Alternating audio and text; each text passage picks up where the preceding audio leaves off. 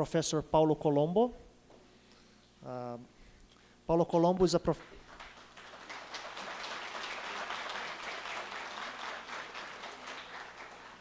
Paolo Colombo is a professor of material science and technology at the Department of Industrial Engineering in the University of Padova in Italy.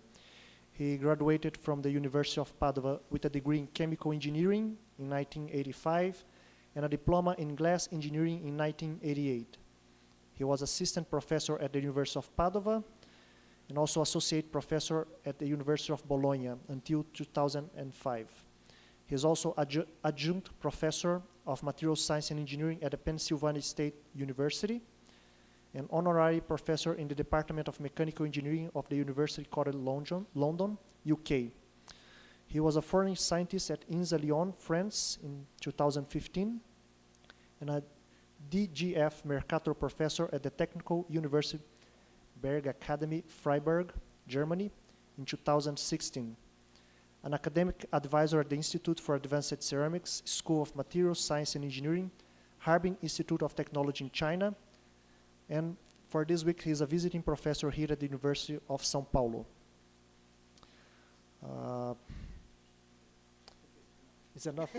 I'll go for the end because otherwise we'll keep all the morning. He has a very long curriculum and I had the opportunity to have him as supervisor in Padova.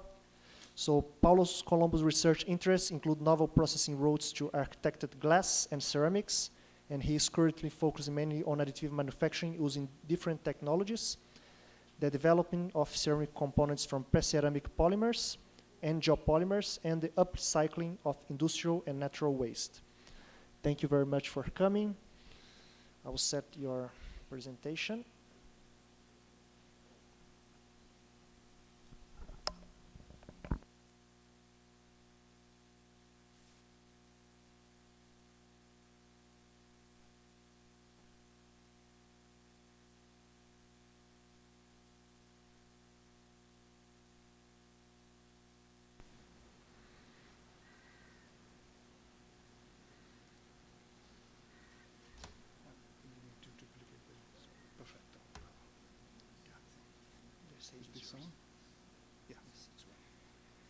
So thank you so much for the introduction, and I'm delighted and honored to be here.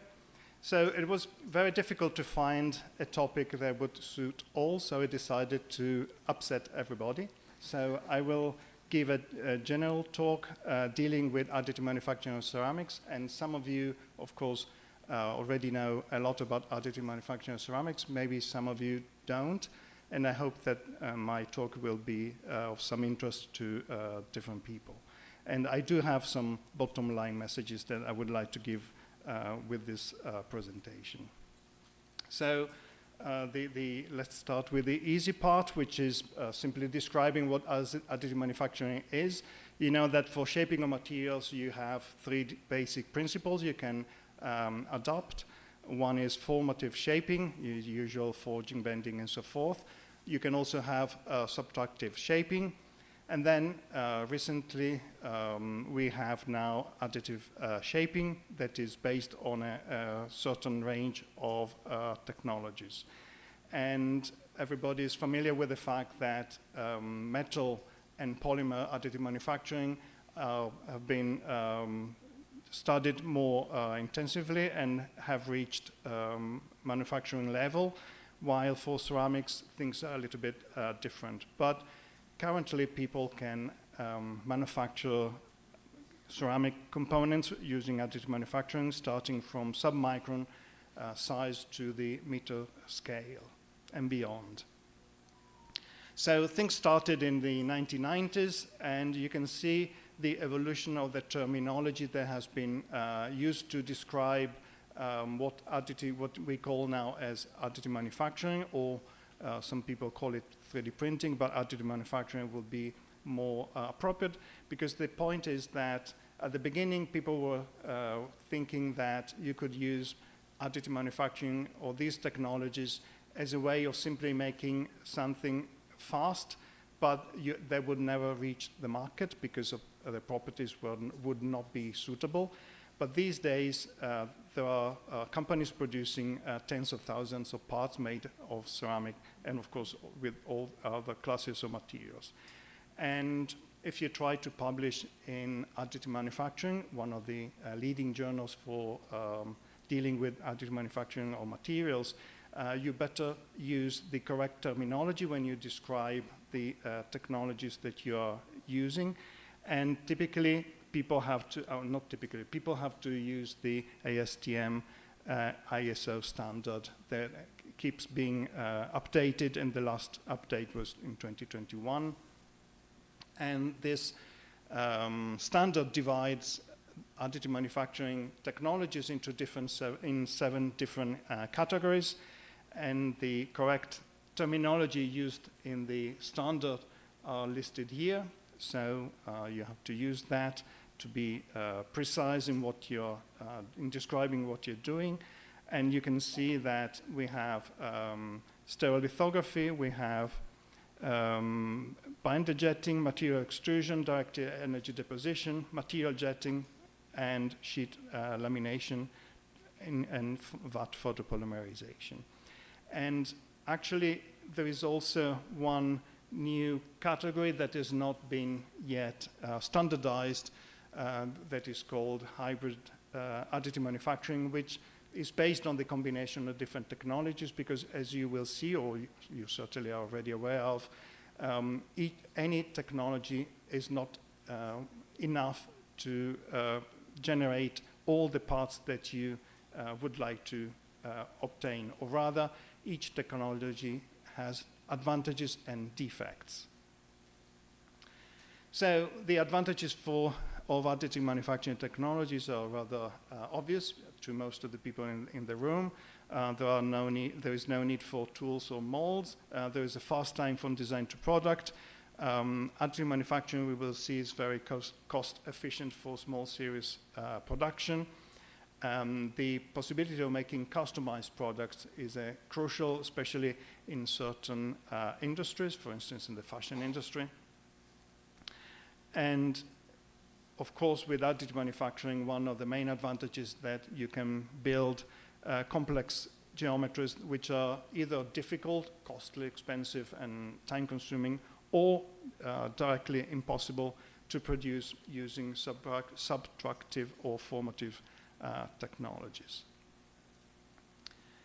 So here you can see a graph that has been shown several times, and unfortunately, if you read reviews on additive manufacturing, also of ceramics, you will find that people keep repeating the same slides, so you might have, of course, already seen this. But it's interesting to point out that if you think of the cost per part as a function of the number of parts, you can see that with traditional manufacturing, it makes sense to produce a large number of parts in order to reduce the cost per part, while with additive manufacturing technologies, there are no economies of scale. And you can see that for small lots, the cost of production using conventional technologies is quite high, of course, because it's related to the cost of molds and things like that.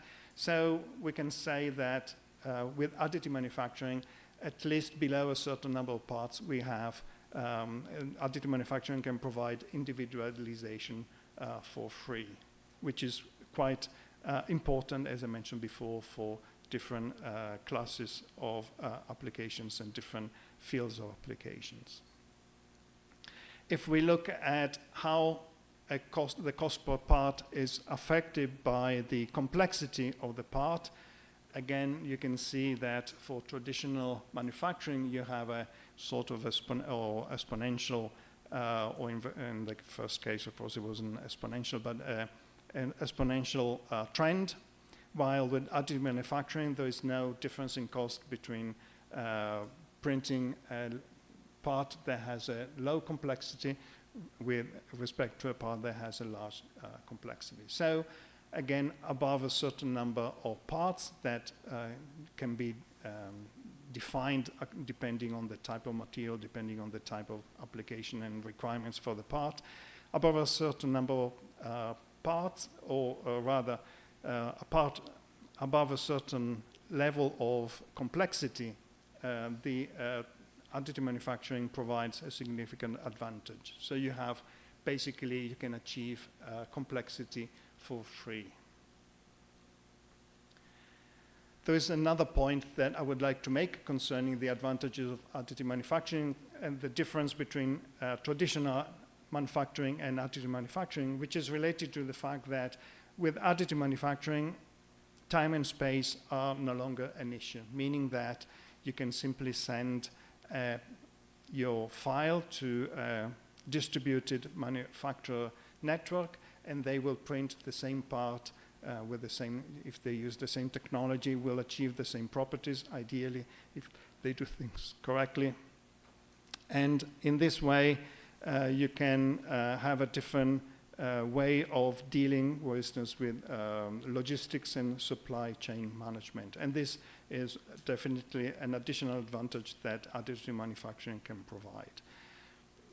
Here are just two very simple examples. You can find many more and maybe more interesting examples in the literature. The first one is related to ceramic catalyst carrier, and you can see that by doing some topological optimization, so you design the part in order to optimize certain properties, you can achieve a better mixing or better contact time with the catalyst, so you can use less catalyst, so you can have improved efficiency due to turbulent flow. Below you can see another example of optimization, topological optimization, and you can see that the cost of complexity is no longer a design barrier. Of course, there are also disadvantages in terms of using additive manufacturing technologies, and of course you're recognizing that what I'm saying so far can be applied to ceramics, metals, composites, and plastics. I will start discussing specifically additive manufacturing and ceramics in a moment. We can say that in general printers are expensive. I'm sorry for I apologize to the sponsors in advance for making this statement. I mean, expensive, of course, it depends on who you are and where you live and all these things. But let's say for a laboratory or academy type of work, the good equipment is expensive. But also it can represent a significant expense at the industrial level. One definite disadvantage is that the technologies do not provide an easy mean for scalable production. This means that if you want to make more parts, you typically have to buy a new printer. And this, of course, has to be taken into consideration. Production rate per machine is limited by a range of factors. At the moment, the cost per single part is still high. One important point is that depending, of course, on the technology that you're using, the part that you're making, the type of application you're considering, traditional finishing is still required for many parts, even though there are some companies that offer you a combined system where you can do, for instance, direct inviting and at the same time, or in a following step, you can also do CNC machining, which would be nice. Another point that I would like to make is that often AM produced parts have anisotropic properties, and you can either exploit this fact or you have to live with it. And one of the main issues that I forgot to list here is also quality control for the parts. Ideally, often the defects are inside the part, so simple optical means of analyzing the part are not enough to assess the quality of the part. And of course, you cannot think of doing XCT, X-ray computed tomography on each component. So quality control, certainly at the industrial level, is an important point. So let me simply now start discussing briefly different categories for additive manufacturing, specifically considering their application to ceramic materials. For that photopolymerization, you can have either digital light processing or stereolithography. The difference is the light source, and with stereolithography, you use a laser. So you you have the laser that scans your layer, while with that DLP, you have the instant illumination of a entire single layer. And the difference is that, for instance, for tilted parts, you have, for the slope of a part, you have a better quality with SLA, but it takes typically longer to generate parts with SLA. And you can have both bottom-up and top-down DLP projectors or equipment with different characteristics. It is useful to note that continuous printing is possible. So, for instance, with the clip technology, you can build a part, basically getting rid of the stair-stepping effect, which is, of course, advantageous. In order to have a ceramic slurry suitable for DLP or SLA, you need, of course, a photocurable monomer, photoinitiator, photoabsorber to control the penetration depth in the Z-axis, and you need to disperse your particles. And ideally, you would like to have a small powder in order to be able to sinter to full density, and you need to have a large volume of powders in order to have again, less voids after debinding the part. And when you do that, when you generate highly filled suspensions, then you have high viscosity, so the commercially available machines that have been devised for working with ceramic materials, they have different ways of spreading the layer in a way that improves the quality of the part and how fast you can print, and also how loaded the suspension can be. Regular printers for polymers don't have this feature, and this is why often you can work only with not highly filled suspensions. Debinding is a critical step for most of the additive manufacturing technologies because of the presence of polymers. And specifically for ceramics and DLP or SLA, you have issues with radiation scattering of particles when the index of the particle does not match the index of the surrounding photopolymer. And that's particularly evident in the case, for instance, silicon nitride. But silicon carbide also is a material that is very difficult to print using these technologies. And there are some tricks that you can use to be able to print silicon carbide, but I will not be discussing them here. Certainly, dispersing ceramic particles in a non-aqueous medium is not simple. Ceramicists are very good in dispersing particles in aqueous media, but not in a non-aqueous medium. But you can see that people can print very good parts, and of course there are several examples also. If you simply go to different websites for different producers of printers, so you can see very great examples of nice parts being printed. Binder jetting relies on the deposition of a dry powder bed, which is inscribed using a printing head that basically jets a binder. The binder can actually be contained within the powder bed, so you can simply jet a liquid that can react with the binder, or the binder is simply contained in the printing liquid. So you have different choices.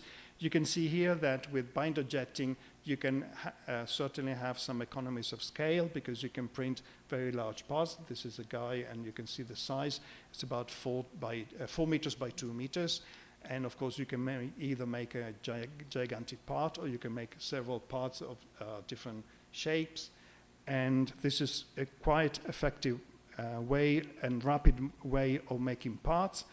But and you can see here some examples so people print sand for making casting cores.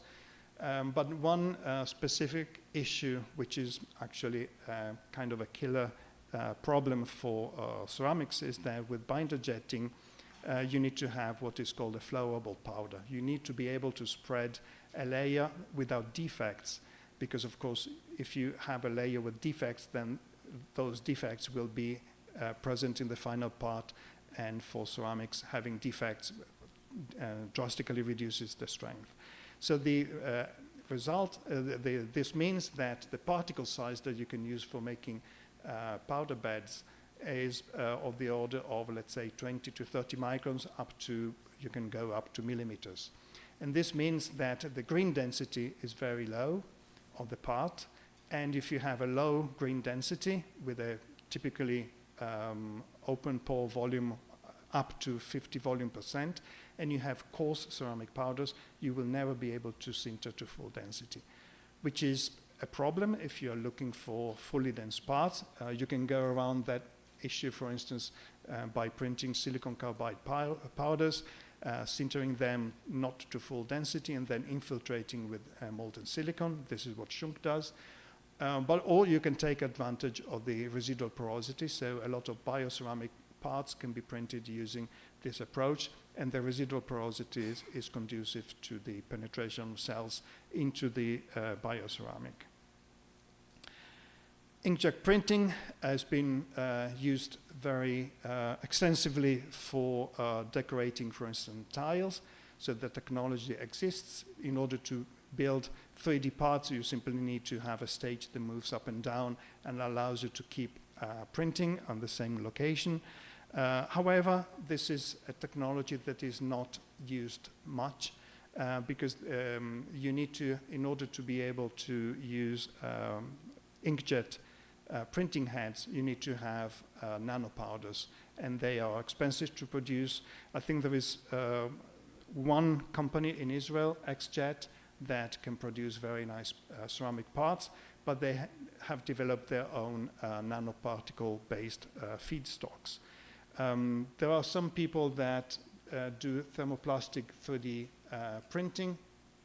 There is a development by KTS Fraunhofer in Dresden, but there is also a company based in Brunich in Italy that have come up with a way of jetting micron-sized particles, but that's not widely available. You can see here some parts that have been printed with inkjet printed, but there is not much, not many people are using this technology. Powder bed sintering and melting, SLS, SLM, is of course technology of choice, one of the good technologies for generating metallic parts, but for ceramics, you have a lot of issues with this type of approach, and the problem is that it is very difficult to obtain defect-free parts using this technology. The difference between melting and sintering is obvious. In one case, you generate a molten material. In the second case, you sinter. You have solid-state sintering, even though you can have also viscous sintering. These are old data, 10 years old.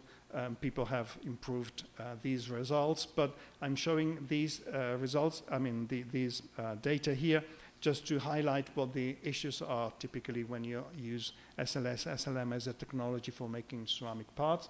You can see a lot of residual voids. You can see also some cracks. And the problem is not shaping, but the problem is obtaining a good microstructure for your material.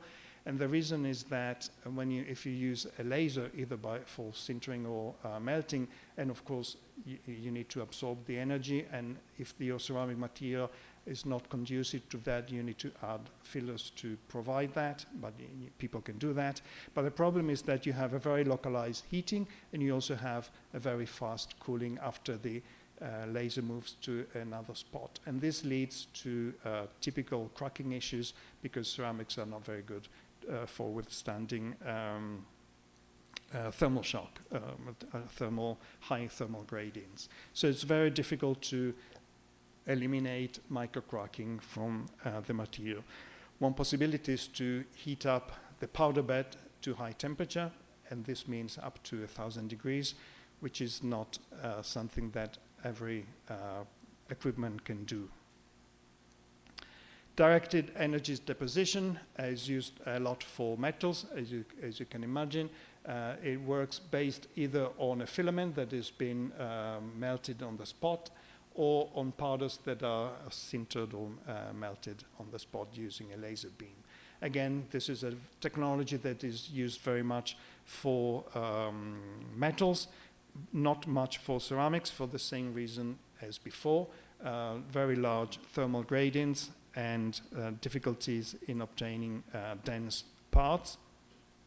There's been some success in using glass, but of course, typical glass has a CT of around 10 ppm, 10 times to the minus 6.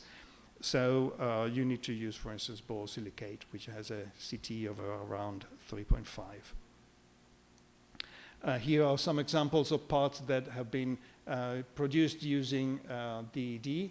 You can see that, okay, you can consolidate, but you can see that, let's say, the shapes are not very interesting, and the quality of the parts are not yet similar to the quality, is not yet similar to the quality of the parts that you can obtain using other technologies. As I mentioned, for glass, there is a little bit more success. Material extrusion.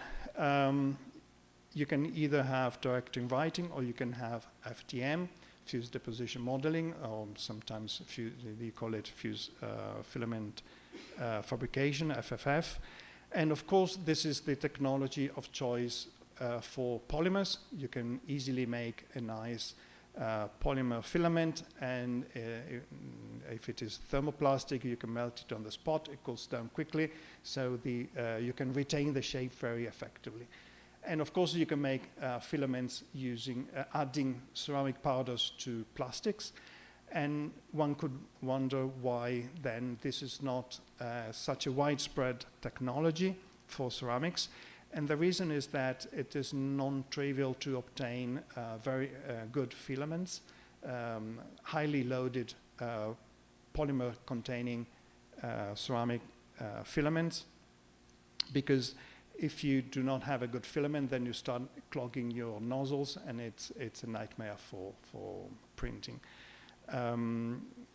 We also have to mention the fact that if you have a highly loaded thermoplastic polymer, then the rigidity of the material increases dramatically, and this leads to, for instance, problems in spooling. So basically, you end up feeding your system with rigid rods, and that's not easy to do.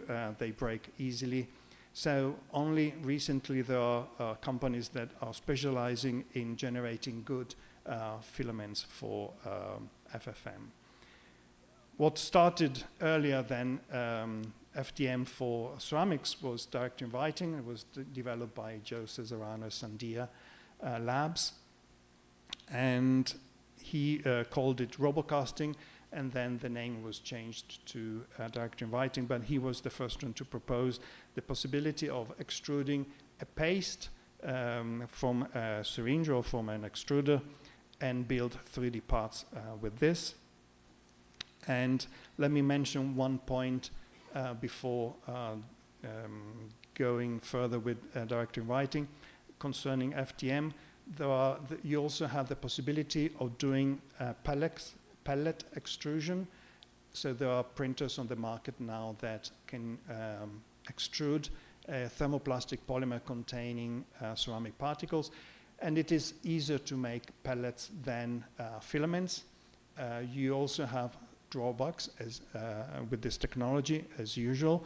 No technology is perfect. In the case of pellet extrusion versus filament extrusion is the fact that often you might have some voids in the parts due to the fact that you have individual pellets that are fed to the extruder, and maybe you have issues in having an homogeneous melt. But certainly for material development, having a pellet extruder is helpful. So going back to direct inviting, in order to, for extrusion there is no problems. Of course you would like to have yield stress. Your slurry needs to have a yield stress, otherwise you will simply drip your material through the nozzles, which you do not want.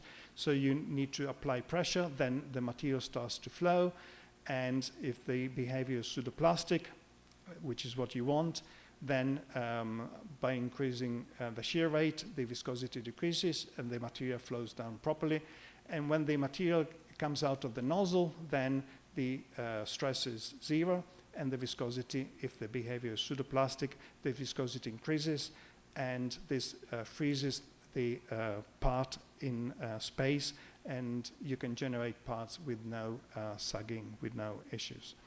In order to achieve pseudoplastic with yield stress behavior, you can follow different strategies. One is the evaporation of a solvent. You can have coagulation of a suspension, typically colloidal suspension. You can use reversible physical gels. A good example of this are geopolymers, which is a system that generates the gels with time, but at the beginning of the reactions, these gels are reversible. You can break the network by applying further pressure, so the material can flow. And you can use thermoreversible gels. A good example is for achieving pseudoplastic behavior is to simply add some colloidal silica to your system, because the colloidal silica in water will generate some reversible gels. Of course, you do that if silica does not hinder the properties of your part. You can see here an example, a part that is being printed using direct inviting. This is the XY plane, so you're looking from the top, and you can see it's good quality, the filaments retain the shape. But if you look at through the Z-axis, you can see that the design of the ink was not appropriate, and you had sagging. So only after modifying the composition of the ink, then you can achieve a nice pseudoplastic behavior. I was mentioning ceramic filaments, so I don't want to endorse a single company, but a good example for filaments that work well are the ones produced by Zetamix. If you do Google ceramic filaments, you can find other providers. And there is a limited number of compositions available, but I would say the important ceramics are there: alumina, zirconia, and now silicon carbide. One interesting feature of the ceramic filaments, and by the way, these ceramic filaments are certainly more brittle than more rigid than a conventional plastic filament, but they've been adapted in order to be able to produce spools. So you still have some issues in terms of feeding the filament to the printer. You can use a conventional printer. Typically, you try to reduce the distance between the spool and the extruder in order to limit the possibility of breaking the filament while you are feeding it to the extruder. But a way of making bendable filaments is to add different polymers into it, and one of the polymers is typically a wax. And the advantage of using a wax is that it can be extracted chemically. So before debinding thermally your part, you can do easy chemical debinding 1 hour in acetone, and then you generate some porosity that allows you to eliminate the decomposition gases from the filament when you do the following debinding and then sintering.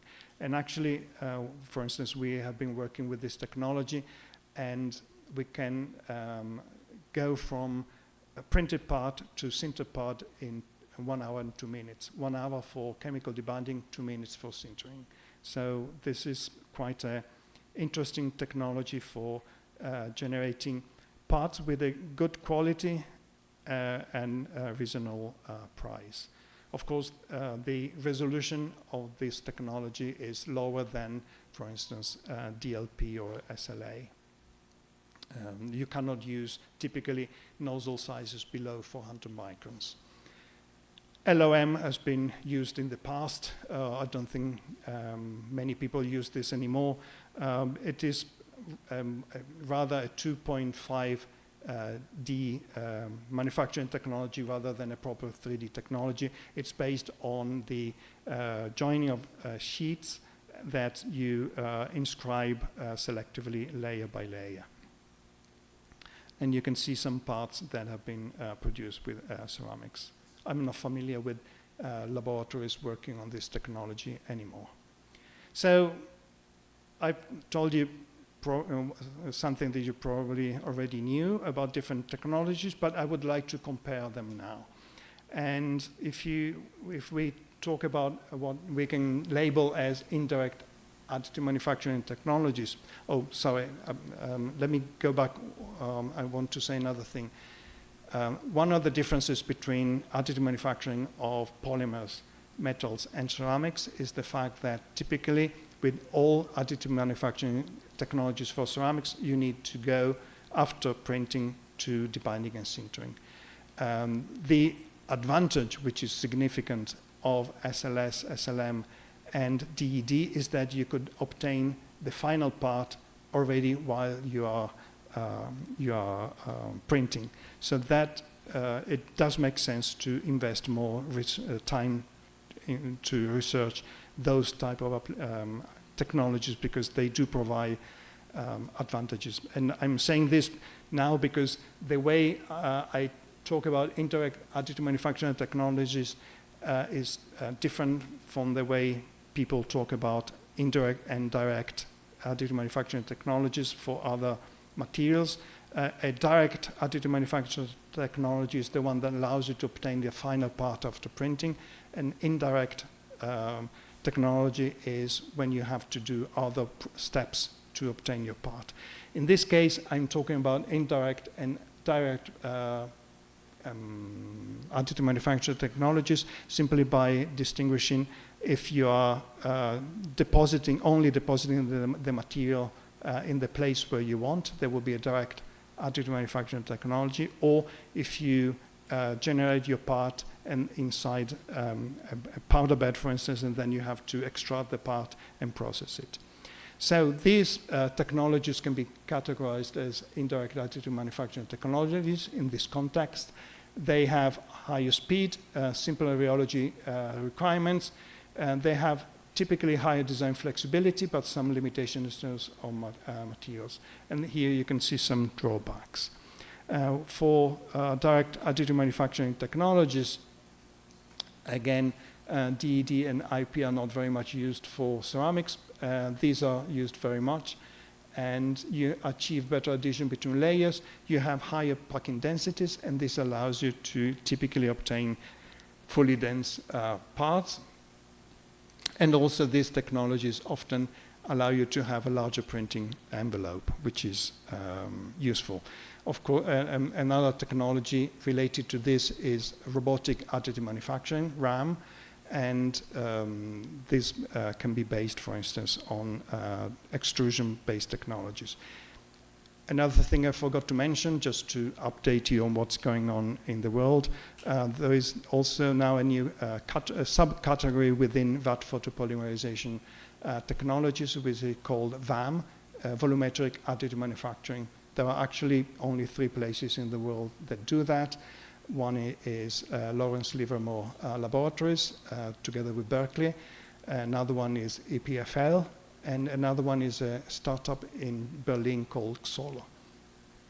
And with volumetric additive manufacturing, you basically build your part directly inside the entire volume. Two-photon polymerization would be similar from that point of view because you are building your part directly inside a volume. You're not doing a layer-by-layer, following a layer-by-layer approach, but two-photon polymerization works at the, let's say, micron scale or sub-micron scale, while the other volumetric additive technologies work at a larger scale. So here we can compare, I don't know how much time I've left. but here we can compare between different technologies, and I actually would like to switch to the next slide, where what I would like to convey is the fact that I described the different additive manufacturing technologies very briefly. You realize that there are some advantages and some disadvantages in each of these technologies. And then the question becomes, if I want to make a part, what kind of technology should I use? And I understand that in most cases, a lab only has one or two technologies. In our lab, we have the entire spectrum of technology. We can print from sub-micron to meter scale, but not everybody does that. And also, at companies, you typically do not have a wide range of technologies. And the point that I would like to make is that in the end, you should select the correct additive manufacturing technology for making a specific part. Because if you can make parts using different technologies, but not all of them will give you the same results in terms of quality. So you can see here that we can consider different characteristics for different parts in terms of dimensions, in terms of wall thickness, which is related not to the printing but to the debinding, which is a key part. The porosity that you can achieve after sintering, and of course, sometimes, as I mentioned, you would like to have residual porosity inside your solid material. Other times, you do not desire that. The type of ceramic powder used, which affects, of course, the final porosity, and the type of surface quality that you can achieve. And you can see here that depending on each characteristic, different technologies can provide different results. LSD, I'm not going to describe it. It's a powder bed based technology in which you are using not a dry powder, you are not laying down a layer of dry powder, but you're laying down a layer of slurry, so a liquid containing particles. And the advantage there is that it is much easier to spread without defect, so you can use very fine particles, and this leads to this avoids the issues that you have with binder jetting of high residual porosity in the green part and in the sintered part. So you can see here, for instance, some case studies. If you want to make small alumina components for the textile industry, then these are some of the characteristics that these parts typically would have.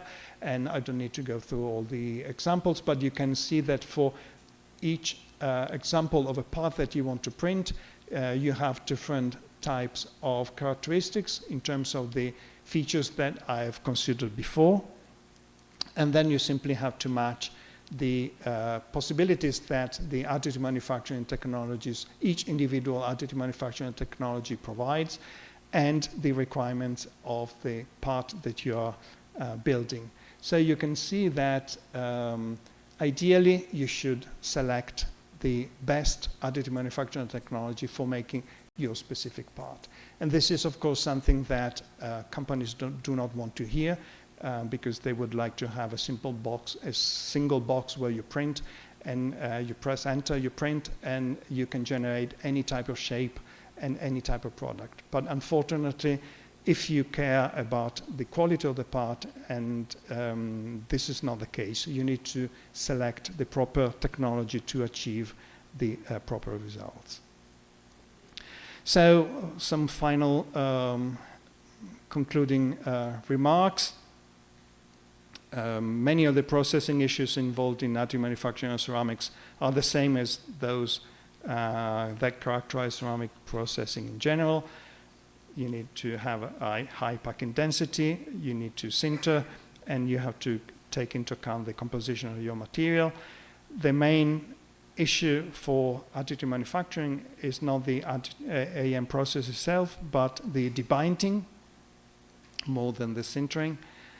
And in comparison between direct inviting and SLA and DLP, you can use a much lower content of organics in direct inviting, and this gives an advantage to that technology from this point of view. But of course, the quality of the resolution and the surface quality that you can achieve with DLP and SLA are unmatched by direct inviting.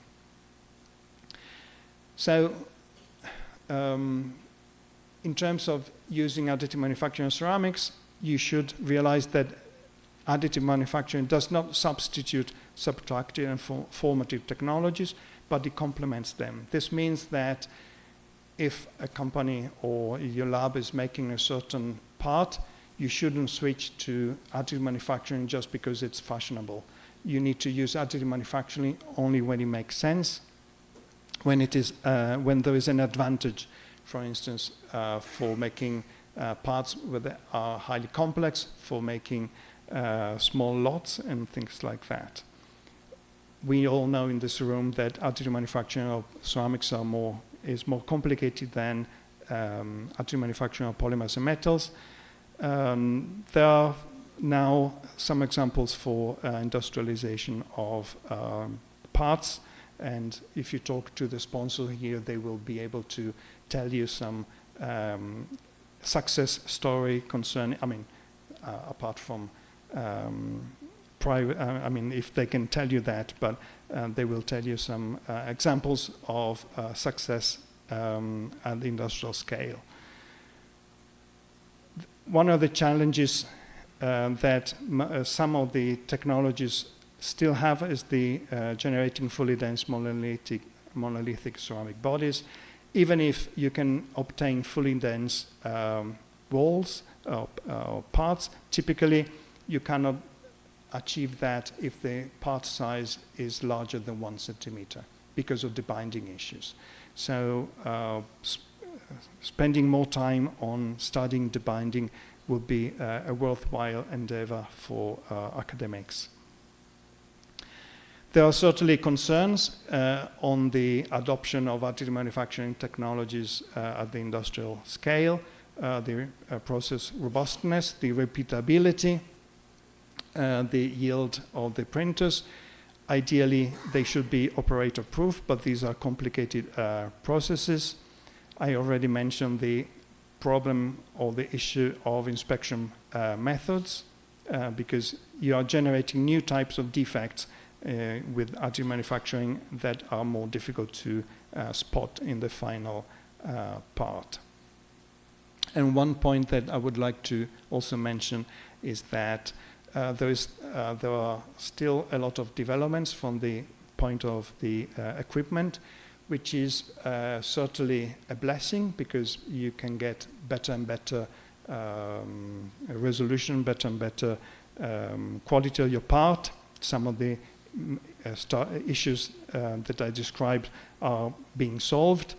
But from the industrial point of view, this is also a curse, because if you have to invest several hundred thousand euros into buying one or more machines, maybe your competitor will do the same a year later, and there will be a better machine than yours, and his product will be better than yours. So this is something that I think prevents the, at least in part, the penetration of additive manufacturing technologies into industry. Let me just say a couple of final things. So this is related to my research activities that I'm not describing today, but you're probably familiar with the fact that you can obtain ceramic materials starting from precursors. And one of the features of precursors that they can be fully liquid. So in this, if you do that, if you use a fully liquid feedstock, then you can avoid some of the issues that you encounter while using powder-based additive manufacturing technologies. And ideally, for instance, for direct inviting, if you use a liquid material feedstock rather than a powder-based, you can decrease the nozzle size quite significantly. And for that photopolymerization technologies, you don't have slurry stabilization issues. And for instance, you can make silicon carbide parts using precursors. And in terms of precursor feedstocks, you can use ceramic polymers, which we do, or you can use sol gel solutions. This will open up a much wider range of compositions. You can make oxides and non-oxide parts using sol gel. That comes with its own major issues, but we are, for instance, printing a multi-component transparent glass from sol gel. And geopolymers are another class of materials. And I mean, it's difficult to define them as fully liquid, but they start as a slurry, metakaolin plus alkaline solution, and then metakaolin gets dissolved, so it becomes a liquid solution. That's why I added geopolymers to this list. Of course, there are some drawbacks in this if you use this approach, because not all the additive manufacturing technologies could be used with a liquid feedstock, and the compositional range is not that wide unless you use sol gel-based formulations. So in the end, when to use additive manufacturing in ceramics, it is more economical if parts are complex, small, and you have low batch numbers, and it is suitable to use additive manufacturing where the parts are critical and expensive. Tool costs are high in relation to part price, material costs are high in relation to production costs, and machining of the parts is difficult, or if you need to modify your parts. And another reason for using additive manufacturing of ceramics, if the part consists of the assembling of many parts, if the assembly costs are high, if you want to make lightweight structures, and additive manufacturing of ceramics certainly is very good for generating new, unique customer opportunities. And this is the last slide. For me, the future of additive manufacturing of ceramics lies in further development of technologies. I mentioned that you can do hybridization of technologies. Each of the technologies I describe have advantages and disadvantages. If you combine somehow these two technologies, these different technologies, you can have a better opportunities. People are interested in higher resolution. A big one is multi-material printing. Of course, if you do multi-material printing, then you have the issue of sintering dissimilar materials, but that's a different issue. But printing 2 materials or 3 materials at the same time is not easy. There are some companies that have come up with some strategies, but people are looking at multi-material printing. And the final point is that you need to select the most appropriate technology for the production of a specific component, in my opinion. And people are spending a lot of time now on DFAM, design for additive manufacturing, which is a very good approach because it allows you to do topological optimization and combine the opportunities provided by the material with the opportunities and features provided by the structure. For instance, we are working on electromagnetic wave absorption components, and of course we work at the materials level in order to be able to absorb the and reflect the electromagnetic waves, but we are also exploiting the structure of the parts that we print in order to further enhance the effect. So I think this is, I can finish here, and some of the slides have been kindly provided by Johannes Homer and Andrea Zocca. And thank you for your attention.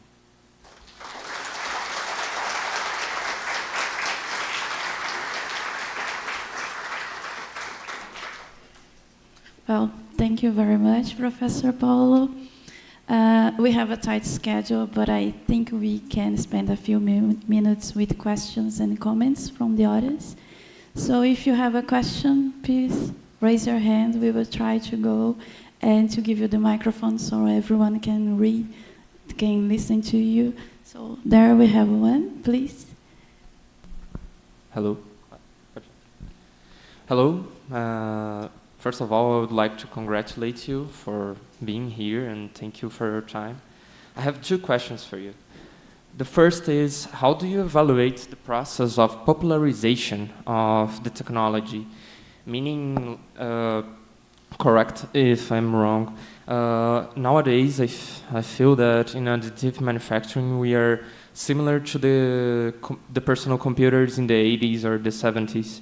And probably in the next 20 years we'll have the popularization to the final consumer, not only to the universities and to professionals who really understand everything behind it. I would like to commentate regarding this. So you're asking me what will happen when I'm dead? Okay, so I think, well, I think you're correct. There will be a tremendous increase in the use of additive manufacturing, and I think that people will be able to further understand what are the real advantages and opportunities provided by additive manufacturing. And I think that the combination of design and materials will be key to these developments, together, of course, with the further development of equipment. We have another question there.